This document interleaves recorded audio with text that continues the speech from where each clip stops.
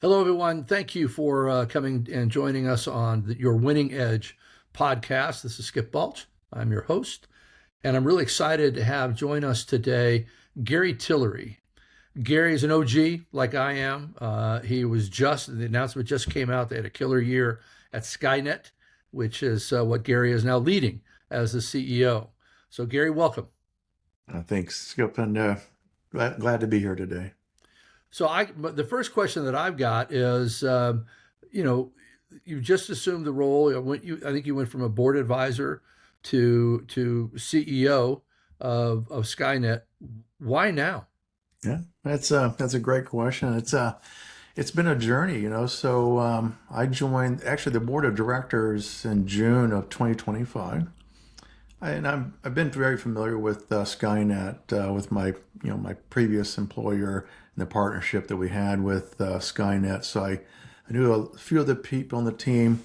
I knew a little bit about the products and things, but I got on the board and started getting deeper. The first thing that kind of hits you is the people inside the company. This is a great set of people. Our founders, our co-founders we have at the company are very humble, very accomplished people in the company and in the industry, and the products and things. But I started, one of the things we wanted to do was to find a new CEO. And the reason is because we felt like we needed to free up Andrew Thomas's time.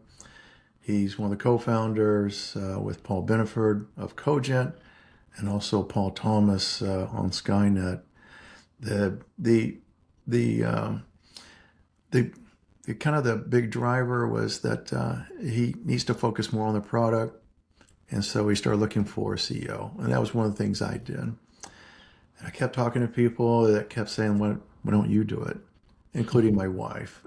She was saying the same thing. You're too excited about this company. You should really consider taking over the CEO role. And I did. I put my hand up, and finally the board said, "Yeah, that sounds good to us." They've gotten to know me by that time a little bit. I'm very active, and I've met all the employees before, and was kind of digging into some of the details. But it's an exciting company with great products and so much to offer even more. Now, you In guys the are industry. based out of Canada, We're in right? Canada. But you've got a global market. We have a global Correct me if market. I'm Yes. wrong. And so I just read the January 28th press release. If correct me if I'm wrong, the revenue total from a is not huge. No. You guys I think did 2.5 million. But what was interesting to me was the huge pivot that you made in your product offering. Share that a little bit. So it's been traditionally a perpetual license, and the company Cogent was originally started 25 plus years ago. Skynet acquired that company in 2012, I believe. Hopefully, don't. I don't know if the checkers will check me It's all out on right. that. They'll correct me. But the perpetual license had served them really well. They were small in nature because it's a niche kind of product, and they were a middleware product as well. That's changed, and so we're more of a like the data backbone for industry where we want to deliver, say, your data from the edge to anywhere, basically. We do it securely. So the need to have subscriptions was growing, and the company actually decided, this is before I joined, that we really need to grow our subscription revenue to meet that need and continue to build a recurring revenue for ourselves, but also offer flexibility for the customers. So this year was phenomenal. I mean, the targets I looked at, we really did kill it. I mean, it's 268% year over year Yeah. growth in our subscription and remained profitable, right? So that's hard to do.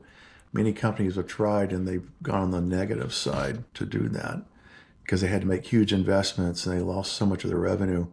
Whereas we kept, it tells you how many more subscriptions we sold, right, in order to keep the revenue up that high. even Yeah. though we're deferring that revenue out for a couple of years. But you even allowed existing clients to stay on the perpetual license if they weren't ready yet to move, as Yeah. opposed to a lot of companies say, "Hey, here's the deadline. Either move it or lose it." Yeah, I've been in the industry my whole career, and it's worst thing to do is decide for others how to run their business and what's important for them.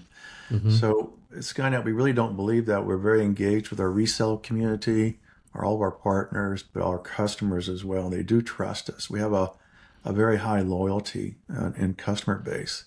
So with that respect we have for them, we're not going to force them. We're going to offer it to them if they are ready in their journey to take subscription, and they can. If they want to remain on perpetual, if they want a mixture, we've done that as well. So it's really about respecting our customers and trusting them to run their business the way they want to.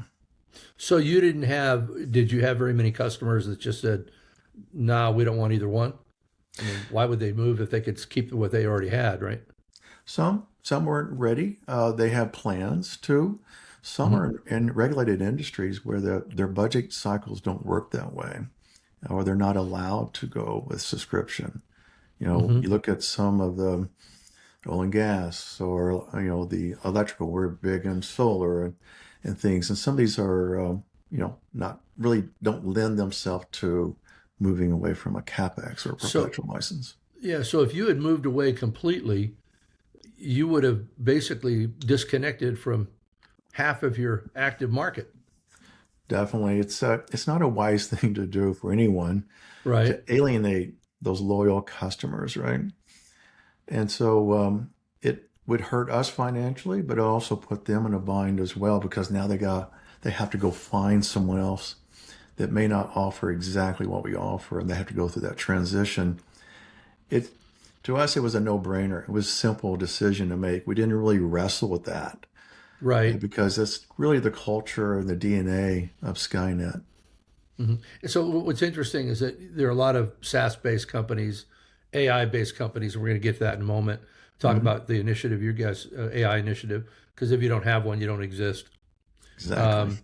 Um, but what's interesting is that they'll have a really good core product, and it solves 85% of the need of their core target market, and then they'll keep adding features and adding features and adding features, and not recognizing that with every feature that you add, while there may be a 2% gain by 4% of your customers, or a 50% gain by 4% of your customers, you've just made the primary use of your product that much more difficult for the 85% that found the existing product was just fine, right? Exactly. And so Exactly. it to your point, you really have to be judicious when either adding features or whatever, and that is, hey, are we going to wind up, law of unintended consequences, are we going to wind up losing some Yeah. people because we didn't stick to our knitting and somebody else came along and offered a better version of what they already had? Exactly. If you keep just adding the features and you focus there to your inward thinking, you're not outward thinking, you're not engaged with your customer because they may not need the new feature. Maybe they have another issue that you need to help them solve. Right. Maybe it's a new product, maybe it's not. But it's definitely something where you have to listen to what they need in order to deliver something for them today, but also for the future. You've Yeah. got currently on a go-to-market strategy. You sell a lot or almost directly through channels. Is We it almost sell exclusively through channels? majorly through resellers, our channel, Okay. yes, our indirect Okay. channel today. We And do so have how, some enterprise type accounts where we take right, direct because that's their expectation. right. So when you're dealing with channel, or just anybody that wants to use or try it out, you guys have a try it before you buy it. Is it a freemium? How do you guys go to market right now? Yeah, so it's really easy. You just go to our website and we have a free download for you. There's a little form that you have to fill out, not very many fields. We just want to kind of know you if you want to help. We also want to do follow up with you as well and answer any questions you have. But you can download the product for free and use it. It's fully functional. You're not limited in any kind of way. But you do have the annoying kind of it's not licensed, so you get the little pop up every so often, right? Yeah. But it's That's, fully yeah. featured and fully functional. We're not doing kind of time trial and things like that as well. Our proof of concepts are pretty high as far as when we get engaged in those as well because of the free download. So the free download is a complete download. It's a complete You're not download. getting a slimmed down version, Yeah. right? So does everybody in your industry go to market the same way? No, it's kind of there are some of the companies out there that like us that make it very simple for you to download the product. Some of the more bigger strategics, they haven't really caught up to that with their customers, and they don't offer it. So it's kind of a mixture, I guess. So would you say that your closing ratio of those that try it versus and those that convert into those that buy it is pretty high, higher than industry, lower, about the same? It's actually higher than most of the industry as well because if you do try it, again, we're providing secure data. You're moving data to the cloud. You're moving data between sites. You're moving data to analytics, or you're moving it to enable communication. It could be video, it could be streaming video. So you want to do that in a secure way. So once you understand it, because you're typically there because you ran into a problem, maybe tried to do your own implementation, didn't work, or you tried another product and didn't work. So you're pretty knowledgeable if you're looking at our product. You have a specific need, and you can Hmm. find out very fast that it does what it says it does. So you have a high, and do they buy directly from you, license it, or do they license it through your channel partner? Both. If you're Okay. one of our direct customers, because of enterprise or the global nature of your product, your company, they typically want to deal with the vendor directly. Others do not, and so we allow for both as well. And our resale channel is very active because our product can be resold with other products they're selling too, and it fits Okay. nicely in that cross sell for them. How big is your TAM? How big is your total addressable market? It's it's really hard to say, Skip, because we can fit into so many different markets. I mean, some people, their product actually is a HMI SCADA. You could talk about the HMI SCADA market. You could talk about solar, wind, renewable energy. You could talk about just energy itself. You could talk about, and so it's really hard to say since we can span across that and anything that actually is transferring data. Although we do focus in real time, typically industrial data, it's really anything in that space. But it could be used in anything. If you have, actually the company started out with financial institutions, right? Right. Because secure data is very Right. important, right? And you're dealing Right. with money. We don't do as much there. We still have some customers there, but really our focus is industrial automation today. But truly, you can use it just about anywhere. So the industries themselves are not really all that sexy, but the problem is, but the problem that they've got to solve is extremely important. I mean, it Yeah, is it's mission critical. yeah for companies, it's not sexy from the standpoint of you got the social media sites or you got those kind of things, but it is when you want to drink clean water. It's when you want to have products of high quality, and also if you're someone building these products or making these products or operating these plants that could be Hmm. dangerous. Secure data is a very important thing, and so it's a different kind of sexy, I guess, right? It's a yeah. Well, it's to your point. It's kind of like the old BASF. Remember that we don't make the products that you buy. We make the products that you buy better. Exactly. We make them Yeah. secure. We give you that comfort and that trust that you're going to have your data not, exploited or modified in a way that could So harm you've your got process. exactly. So you've got a go-to-market team. You're obviously creating relationships, managing relationships with your partners out there in the marketplace. Yes. What size sales team do you have? What size sales team are you looking to build? And then how is that gonna operate?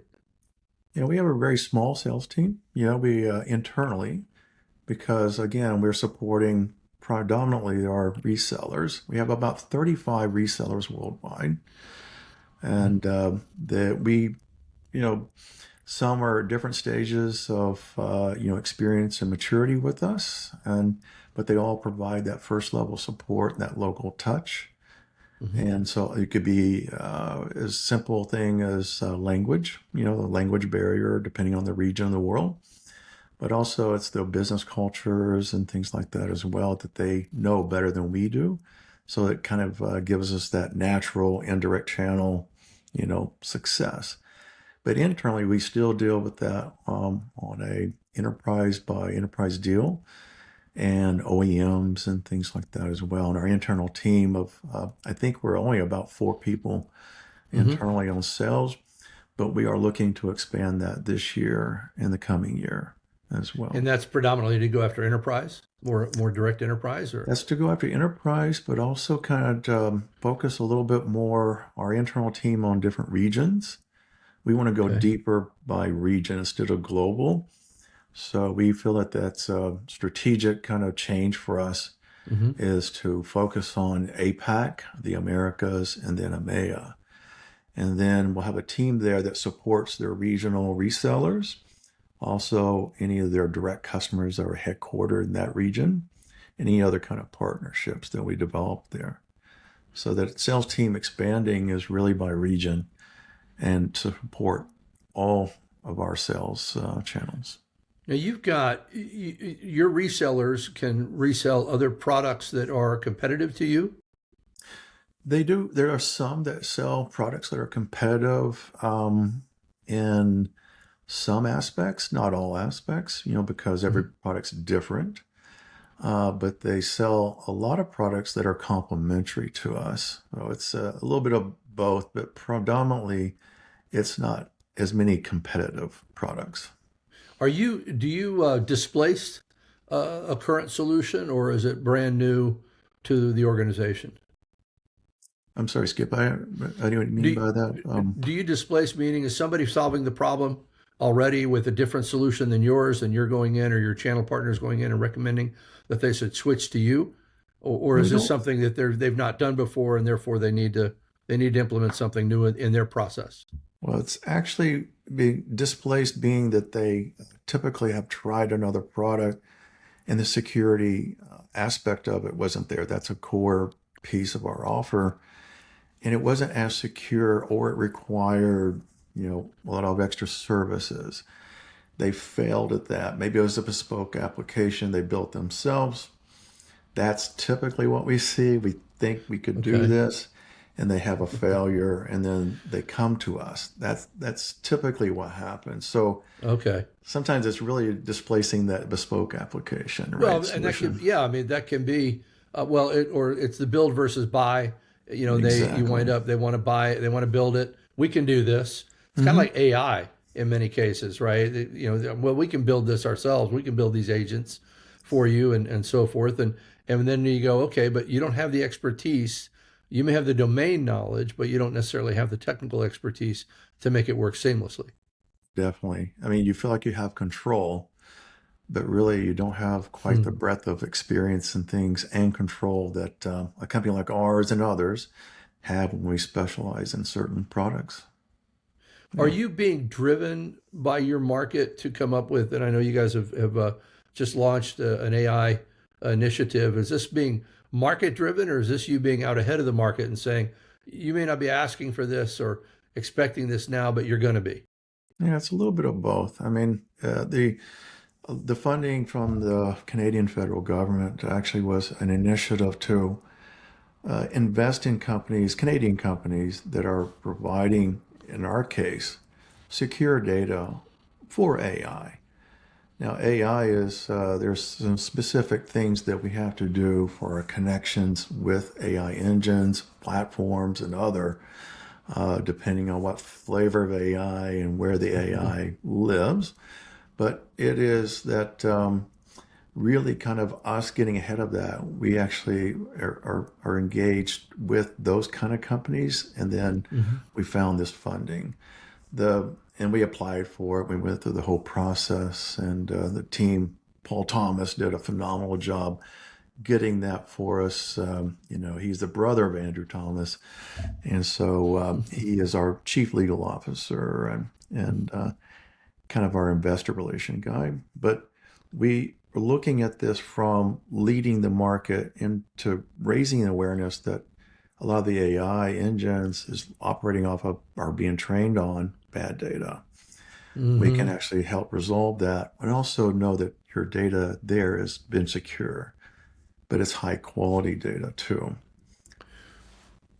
Let me pivot for a second. You mentioned the Canadian company Skynet is Canadian. You actually live in Arkansas. I do. Yeah, Yeah. I moved here How about did this 6 years happen? ago. Yeah. So how is that working out? It's a lot of snow. I'm originally from Houston, Texas. I lived most of my life in Southern California, Good. and so the weather is a big difference. But in California, you have to pay the weather tax, and there's no weather tax here. So, but yeah, we're a virtual company, Skip. So there's not a Okay. So like a as a physical structure, office. yeah, you're a remote first company. Yeah, we have people. A lot of our employees our contractors are in Canada. There's a couple of us in the U.S. Our CFO is out of Minneapolis, and Okay. then we have people in Germany and in Greece even. Oh wow.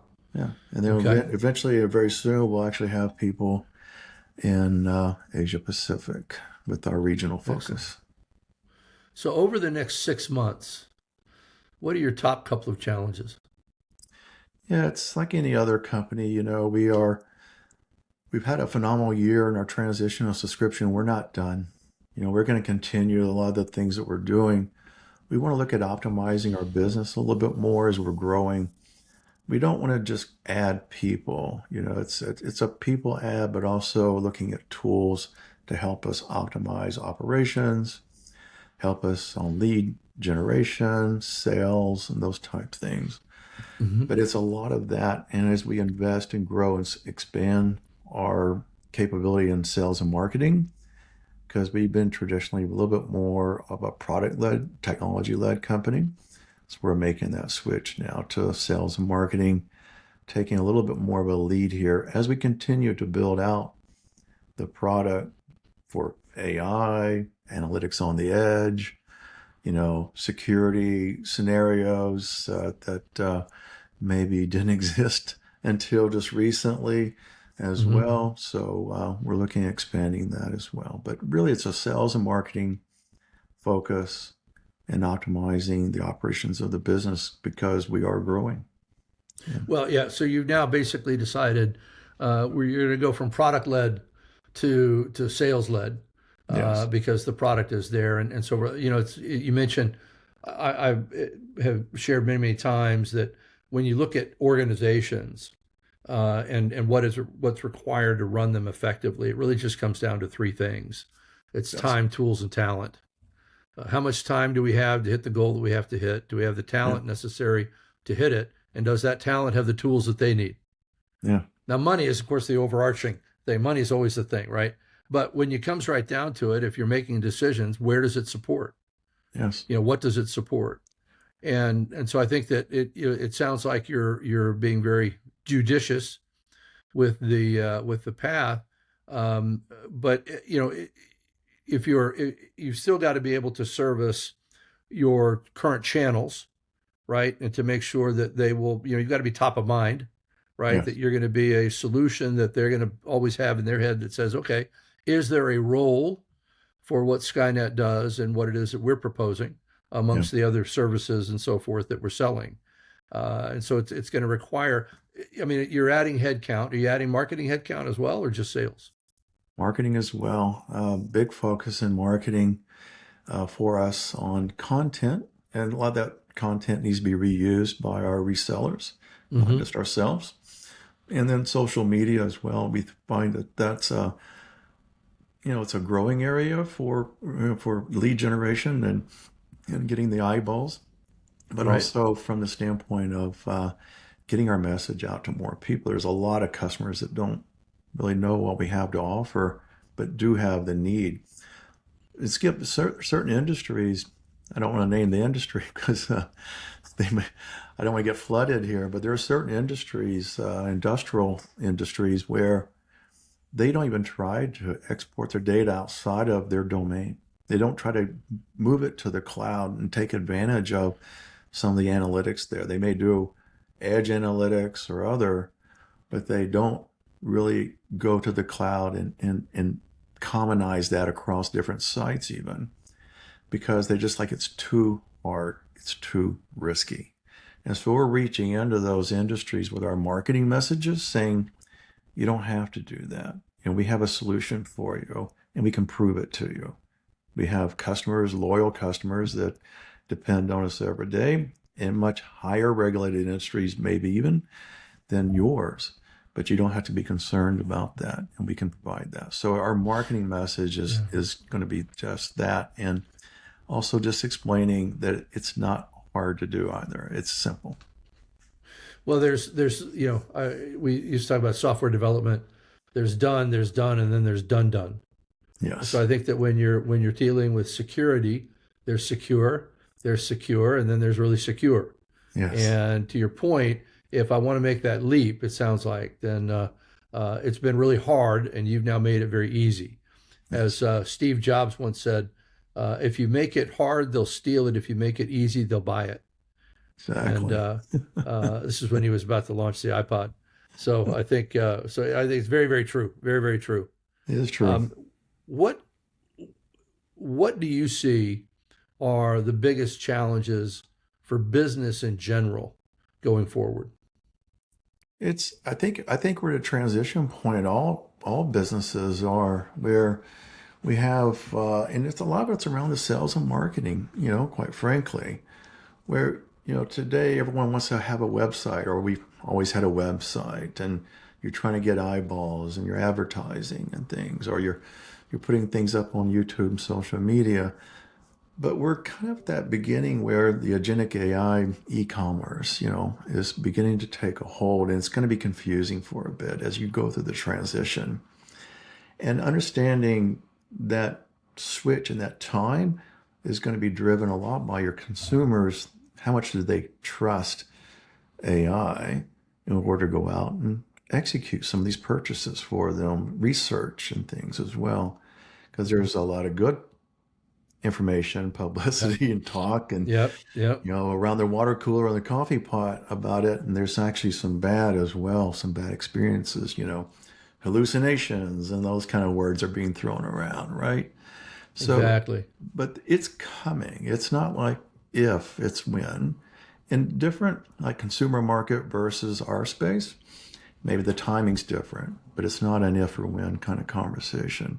I think that's going to be one of the more challenging times for both the customer and also for the provider, the vendor, the company selling the product as well. Mm-hmm. And then I think you're right. There's a lot around AI that's still unknown, and the impact it's going to have in general. And we're building up a nice big bubble, of course, as we always do. And understanding what's real, what's not real is very difficult, these days. It'll become very clear, like it always does as well. But Well, it may be it's too late interesting. for some companies, right? Well, it may be. Boston Consulting Group just came out with a study that said only 5% of AI initiatives are actually generating any kind of real return. Exactly. But in that 5%, 75% are coming from sales and marketing. That's really where the low-hanging fruit is, to be able to make salespeople and marketing more efficient, more effective, and so on and so forth. So, and it's all about, there's so much that is, in fact, a consultant that I know, Donna McGurley, says, so many companies are focusing on AI as innovation. And the ones that are actually having it pay off have already determined, no, it's AI as infrastructure. It is. Okay. And if you look at it from that standpoint, you're not so focused on the near term or the short term ROI. You look at that from a long term vision and say, over the next 4 to 5 to 10 years, we're going to have a tremendous amount of savings and a greater manner of efficacy, efficiency, and effectiveness if we look at it that way instead of what is the big splash that we need to make now. I I can't agree with you more. And I, being a CEO of a small Yeah. software company, I can't go higher at the pace that some of the bigger companies, but it kind of balances that or levels that playing field a bit because you can be more nimble, but you can optimize your people and your processes and things to be more effective, but also helps you save on the bottom line. Well, I've yeah. spoken to many software companies our size or smaller or a little bit bigger, and they're all doing the same thing as what we are doing too. We're using people, but we're also augmenting them with tools. It could be AI, it could be other tools. Simple thing. Time, tools, and talent. How much time do we have? How much time do we have? What do we have the talent to do it, and are we giving the talent the tools that they need? And when it makes it kind of a much more simple equation when you look at it with just three primary buckets. Yes. The other thing too, I think, which is to your point, I don't know, 25 or so years ago, a couple of McKinsey consultants, Reisman and Tracy, wrote a book called The Discipline of Market Leaders. And the premise of the book is that if you're going to choose to lead in a market, you can choose one of three disciplines, either technological innovation, operational excellence, or customer intimacy. And what's interesting about that is you had to choose. In one of the three, Dell, for instance, chose initially to be operationally excellent, and so forth. And then they pivoted, and you can always pivot. But if you try to be two or three at the same time, you're going to fail at all of them, right? Well, here's what's interesting, I believe. This is why I think AI. I mean, you're my age. When I was selling initially, it was all fax machines and landlines, right? And then it was cell phones and fax machines, and it was email and cell phones, right? And then all of a sudden, and there was actually a long period of time when then you had the internet before, and then with the internet, now you got AI.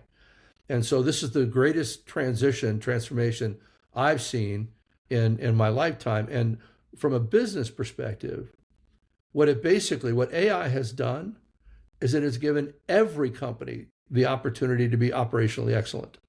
Yeah. Small business, large business, it doesn't matter. There are efficiencies to be gained with AI, which means that if I can now become operational, I don't have to choose that as a primary discipline anymore. And I think what happens is when you don't have to focus on being operationally excellent, or that that's just table stakes now, Yeah. then you can choose technological innovation or what makes a difference. And I think more and more it's going to be the people. It's going to be the customer intimacy.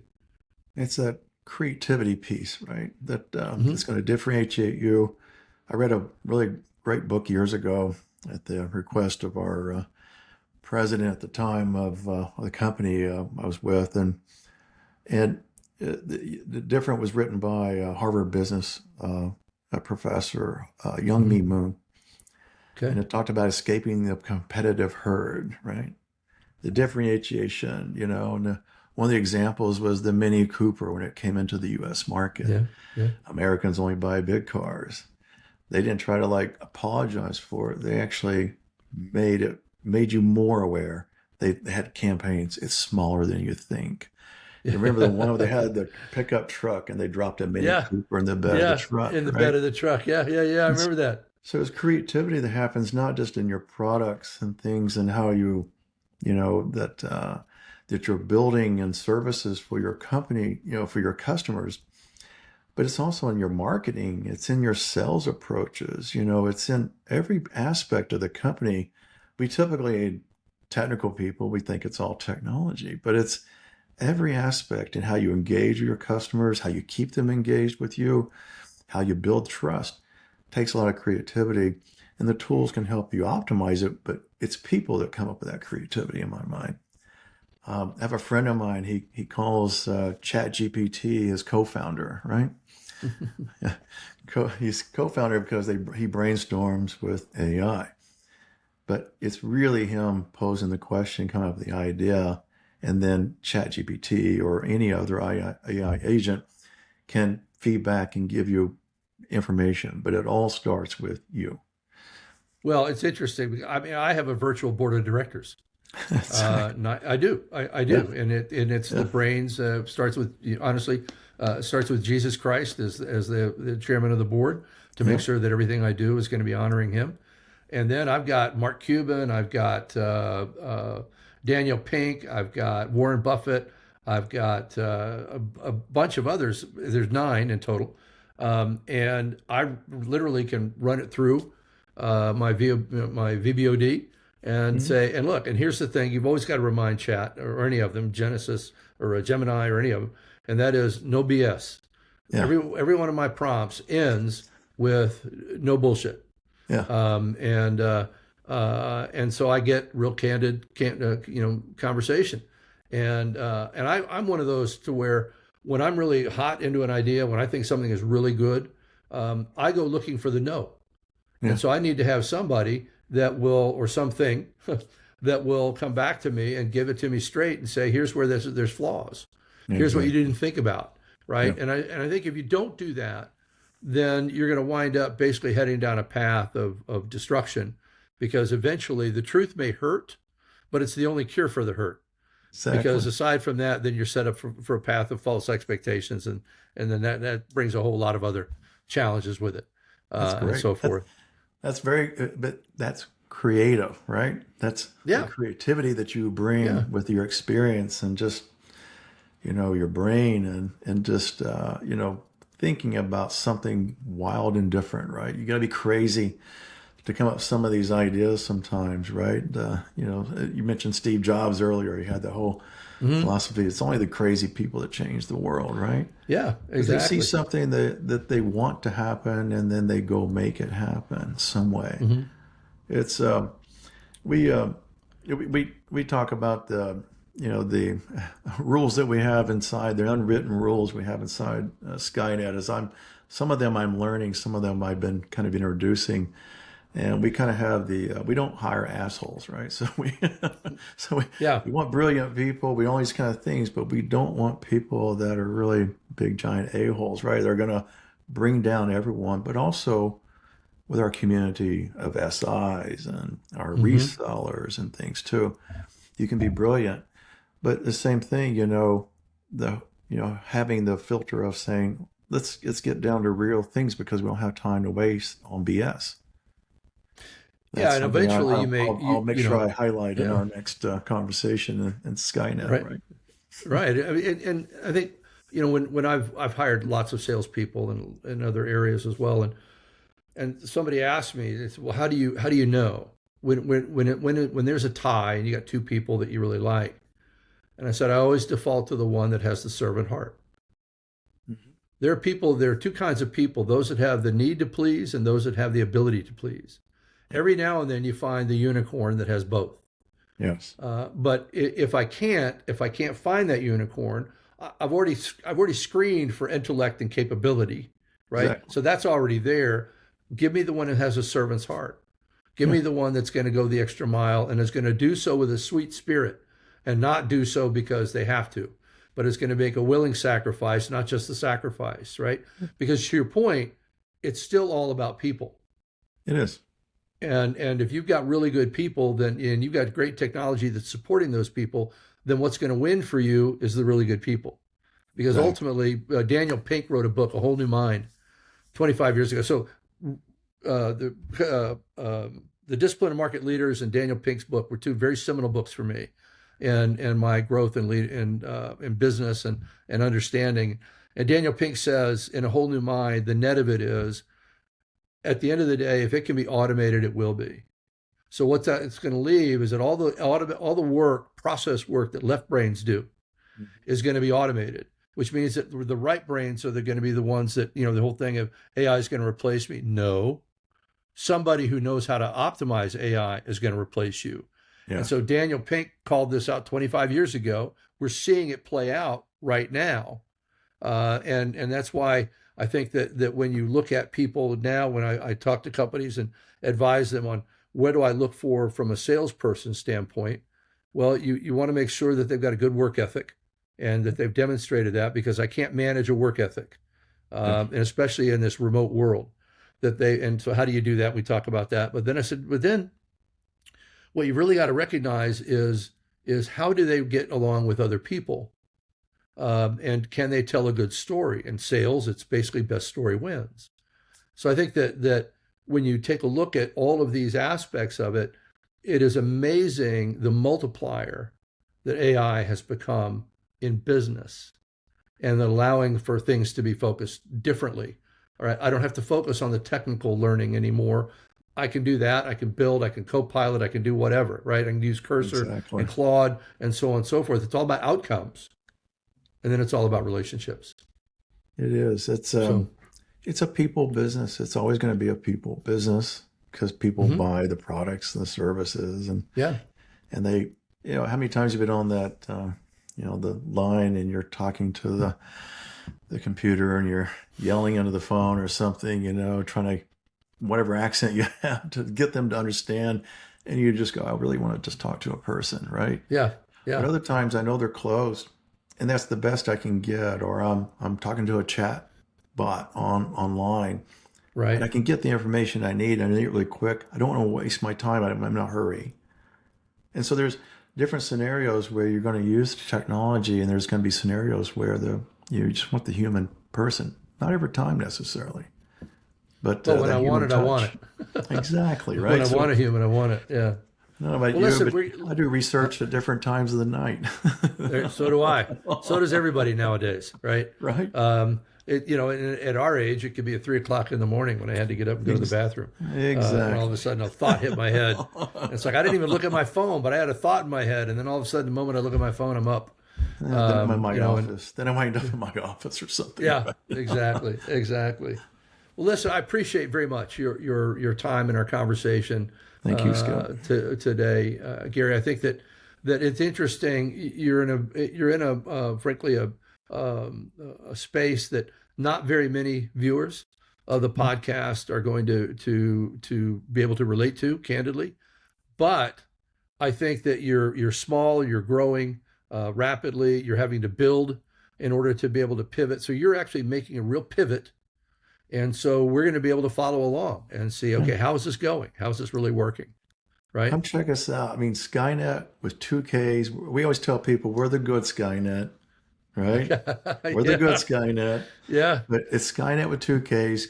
Check us out. I mean, we're a publicly traded company on the NASDAQ. Check out that. I mean, we contact with us. I mean, again, we built a loyal customer base and resell community and all kinds of communities by just being people. The founder's DNA lives and is very strong within the company. They're still involved in the company. And so we keep that, and it's very important to us to keep that DNA intact, and we don't ever lose that as we continue to grow, right?